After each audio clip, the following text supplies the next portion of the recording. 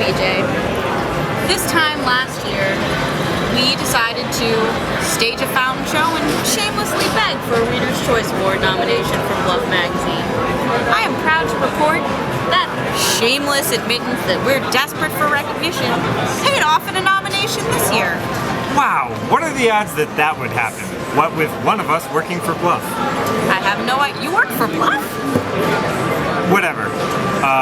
So I hear we were nominated. We were, along with ESPN Inside Deal, 2+2 PokerCast, Quadjects Radio, and the Micros. I don't know how any of them could win. I haven't heard of it. Like ESP what? Like these are a bunch of nobodies.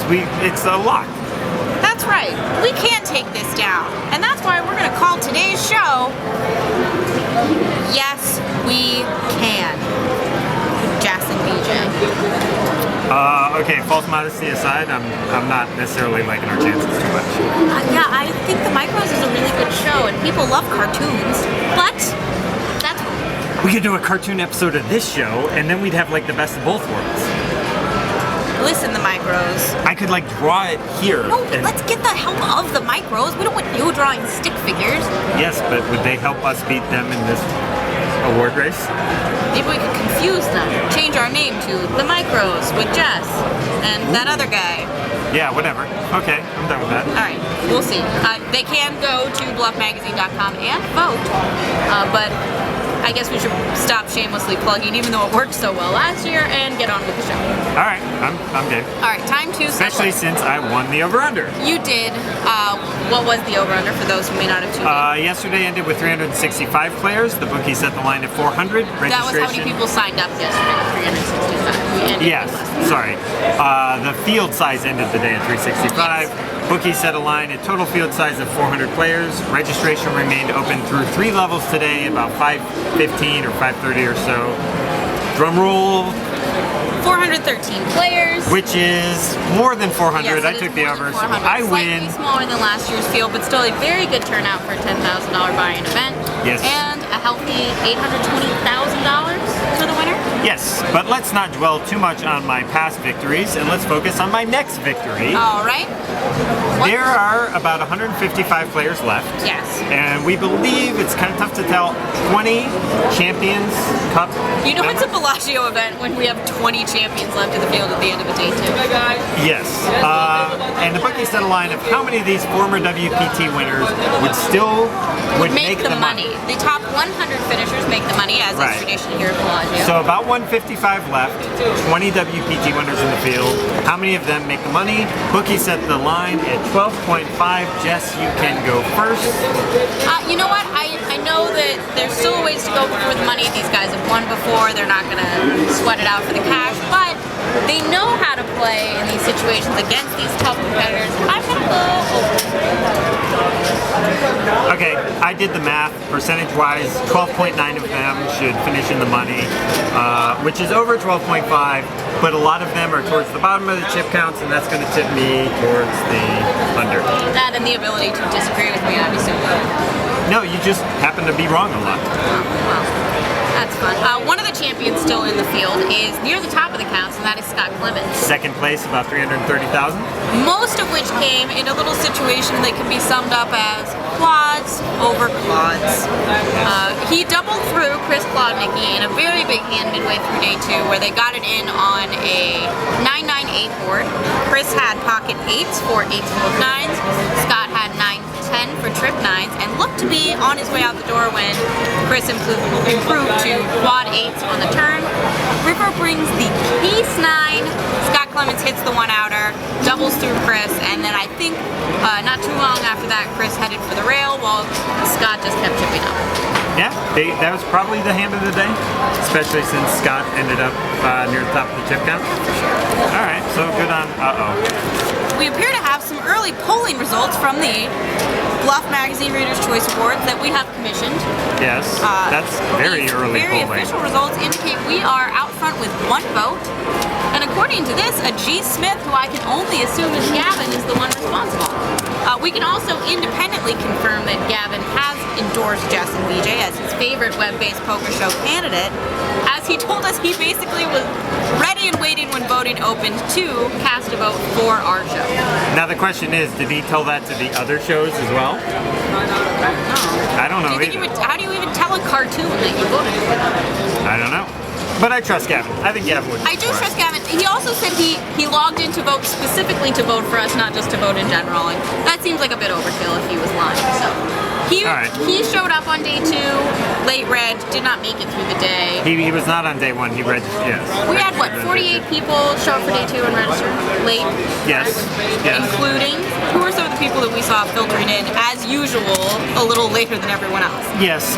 Well, some of the 3 like in the last level, the biggest names: Doyle, Brunson, who the tournament is named after. Diamond Dodecahedron. Still going for the Diamond Dodecahedron. For those of you who didn't watch the show last year, Diamond Dodecahedron is for a player who combined has 12 WSOP and WPT titles. One of which has to be in an event named after yourself. No. See, it's just 12, and that just makes it the special Diamond Dodecahedron. Oh, I thought the diamond was because it was in the 5 diamond named after Doyle. We specifically designed it for Doyle to win. I disagree with you on this thing that we invented a year ago. But anyway, so Go back, check the tape. Doyle Brunson came in late, started with 40K, and I think he finished a little bit above that going into day 3. Yeah, I know he at one point was up as high as 80, so okay. He was doing all right. We also had, like, right before registration closed, Ben Lamb, Phil Hellmuth coming in late. And sitting next to each other. Winding up sitting right next to each other. Ben Lamb, who finished number 1 in WSOP Player of the Year. Phil Hellmuth finished number 2 WSOP Player of the Year. But on this day, Phil got the better of Ben. Phil quickly doubled his starting stack and then went over 100,000. Lamb was kind of struggling low, eventually busted with kings against somebody's aces. Not pretty. I did see one big hand where Phil actually won a large pot off of Ben. He had flopped bottom pair with the nut flush draw, improved to aces up on the river, and got Ben to pay him off. So yeah, a little bit of redemption for Phil, I suppose. All right, you know who we forgot to talk about? Chip leader from today, Grant Lang, has 382,000. He ended the day seated next to the day 1 end of day chip leader, Vanessa Selbst, who ended with a little less than she started with. It was a bit of a rough day at the tables for her.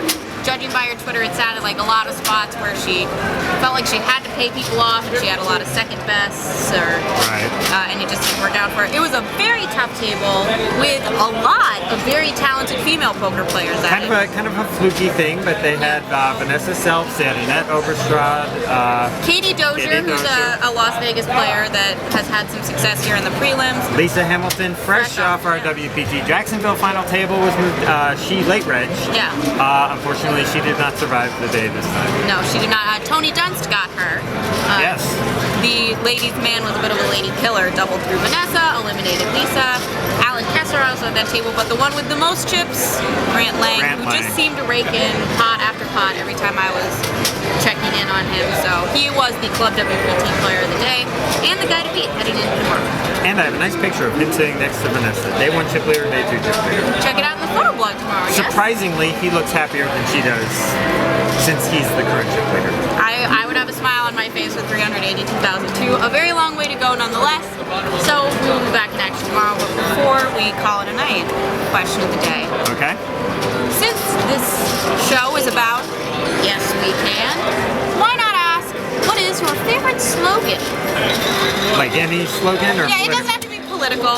Yes We Can is a great one, but... Alright, I'm going to have to go with probably the greatest marketing campaign of all time. I'm calling it Nike Just Do It. It's a good one. Very, just the logo, Just Do It. It's been going since the 80s, I believe, and it really sums up kind of that sporting attitude that Nike wants to project. So yeah, just do it. Nifty little check mark. That's check mark. It's a swoosh. Oh, sorry. It looks like a check mark. A swoosh mark? That's our Nike. I'm just saying, mine is far more endearing than yours is because it's about a little pink bunny.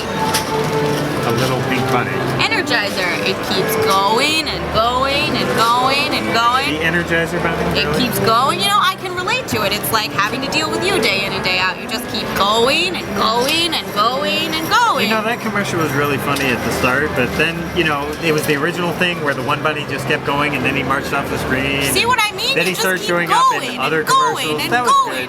But then they kept it going too long and it kind of lost its spark. Going and going.